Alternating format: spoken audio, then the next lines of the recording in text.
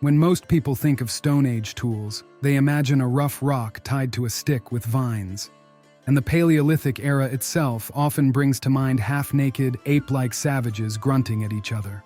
But the reality of ancient times was quite different. Today, though, we're not here to discuss how by the time humans spread across Europe about 40,000 years ago, they were already pretty similar to us and even knew how to make clothing. Instead, we're focusing on their tools. And the first thing to note is that the famous stone tools of the Stone Age weren't actually made from the kind of rock most people picture. In fact, you could argue this era was more of a glass age. That's because most tools were made from flint or obsidian, materials that resemble glass more than stone. When struck, flint breaks into razor-sharp flakes. The process of tool making was surprisingly standardized, with people deliberately shaping thin blades.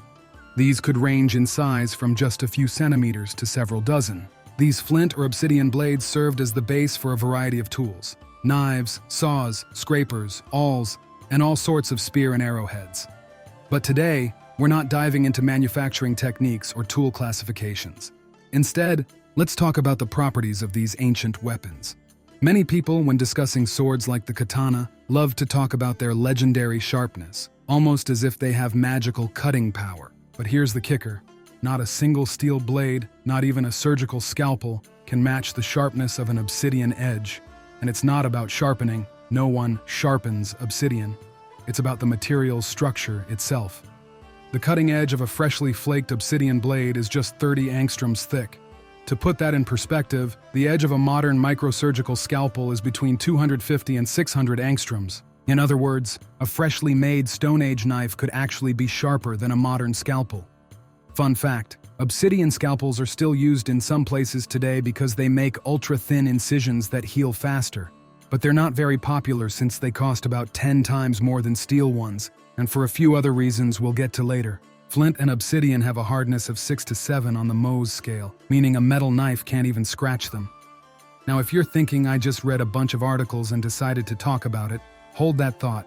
First, a little backstory. In the mid-20th century, Soviet researcher Sergei Semenov came up with a simple yet brilliant idea. He made replicas of ancient stone tools and split them into different groups.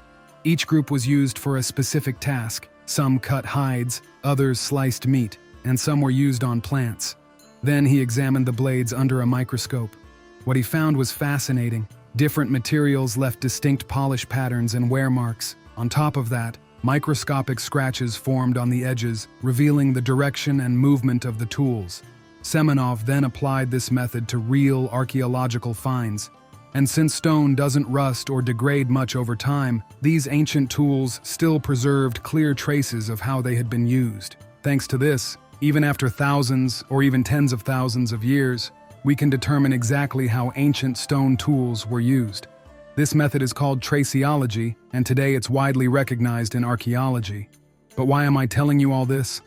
Well, a few decades ago, I had the chance to take part in a fascinating expedition aimed at creating reference samples of ancient tools. For a full month, I worked with stone replicas of prehistoric tools every single day.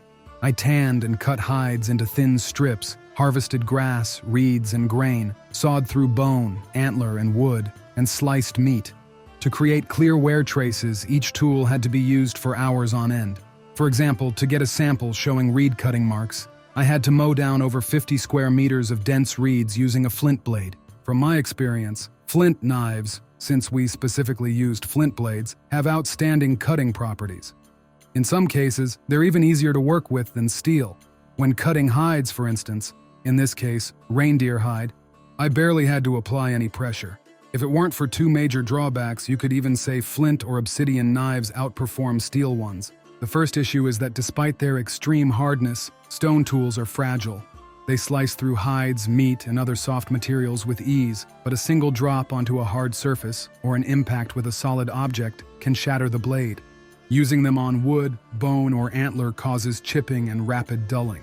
The second problem is that, due to their hardness, stone tools can't be sharpened. Their initial razor-sharp edge dulls within hours of use, or even minutes when working with tough materials. The only way to restore sharpness is by flaking off new edges, a process called retouching.